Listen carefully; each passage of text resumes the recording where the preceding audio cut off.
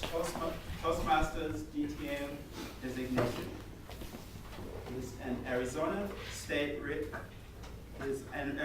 real estate broker since 1977. He enjoys fitness, running, hiking, canoeing, dancing, and reading. You can follow him on his hiking exploits at lisaandpaulhike.blogspot.com. He's speaking for 5 to 7 minutes from the project number 5, Basic Manual, Gestures, and the goal is to entertain using irony and satire. The speech title is Columbus Week. Please help me welcome our speaker, Paul Pastore.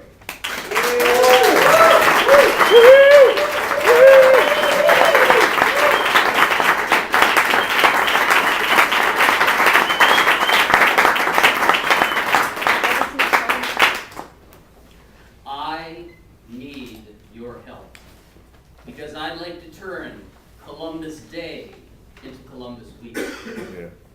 Mr. Toastmaster, fellow Toastmasters, and most welcome guests, how many here were at the meeting last week? Our theme was Columbus Day. Dorothy gave a great table topic presentation on a lot of elements about Columbus. And when I left the meeting, I was driving in my car, and I thought, Columbus sailed the ocean blue in 1492. I didn't know that. He was on 3 boats, the Nina, the Pinta, the Santa Maria. But what you might not realize was that Columbus was one of the most effective communicators that mankind has ever seen.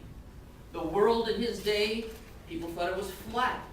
He convinced them that it was round. He persuaded Queen Isabella to fund his voyage to who knows where. And he was Italian.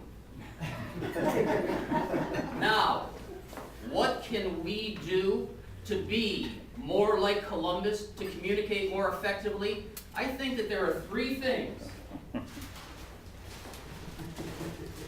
We can use more vowels, we can use more gestures, and we can speak with more passion. And there are people in this club that I think emulate these 3 virtues. Example, she's not here today. She usually sits right here, Lena. Were you at the meeting last week when Lena offered to have her house be the house for our Christmas party? Oh. But do you remember what Lena said? I do. She stood up and she said, "You want to come to my house?" That's how Columbus communicated. He used a lot of vowels. And if we are going to honor the memory of Christopher Columbus, I'm going to challenge everyone here to use more vowels. Practice makes perfect. So let's take a minute, and I want you to repeat this with me out loud. On 3, ready? 1, 2, 3. You will want to come to my house. That's great. That's wonderful. Now the second thing you have to do to communicate like Columbus is you have to be able to use expansive gestures. And who in this club would be better at expansive gestures than my friend and evaluator, Paul Brunaforte? When I think of his speech that he's going to give at the division, WMD, think of that speech when he talks about the hairbrush and spanking him, that big backswing. That's the kind of gesture Columbus used. When the principal gave him the rubber hose and his mom were beating him, those are the kind of gestures that Columbus used. When I first heard Paul Brunaforte speak the first time I joined this club, I thought he was a swimmer. You should have seen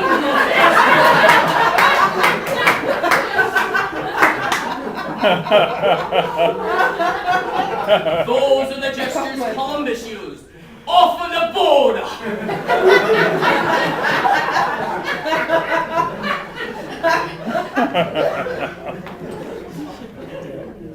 And the third element that Columbus used to be one of the most most effective communicators the world has ever seen.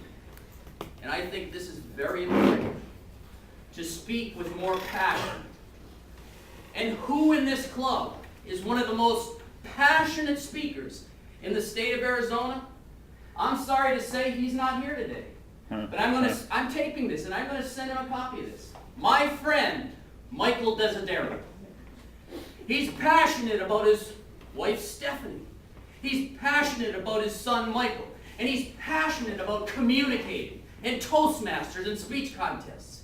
Why, I remember after the last district speech contest, I took him aside and I said, Michael, how are you feeling? And he said very passionately, looking in my eyes, I can't believe I took third!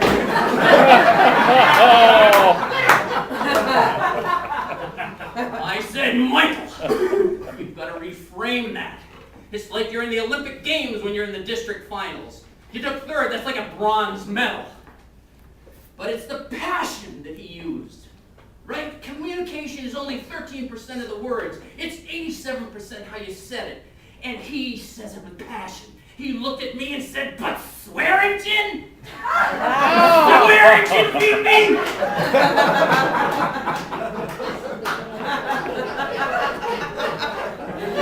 I said, calm down, Mike. Calm down now. But can you see the passion? Can you see the passion? Now let's back up for a minute. We practice. You will want to come into my house, right? Let's try that with some gestures. Here's how it would look. You will want to come to my house, capiche. That's a little Italian word. Columbus used it frequently. It means do you understand? Now let's practice that with the gestures. Ready? On three. 1, 2, 3. You will want to come to my house, capiche. That's wonderful. Now, let's do it one more time, but let's implement the third element, the Michael Desiderio effect, the passion. Let's try that just one more time, but let's do it with passion. Ready? 1, 2, 3. You want to come to my house, capiche? I am so proud of you. Now, my fellow Toastmasters, let me restate my position. Each and every year, I want Dobson Ranch Toastmasters to celebrate, honor Christopher Columbus for an entire week. I'm going to remind you next year. But in the meantime, I want you to leave this meeting, and I want you to speak using more vowels, using more gestures, and using more passion. And then you too can be a great communicator, like my friend, Christopher Columbus, Mr. Toastmaster.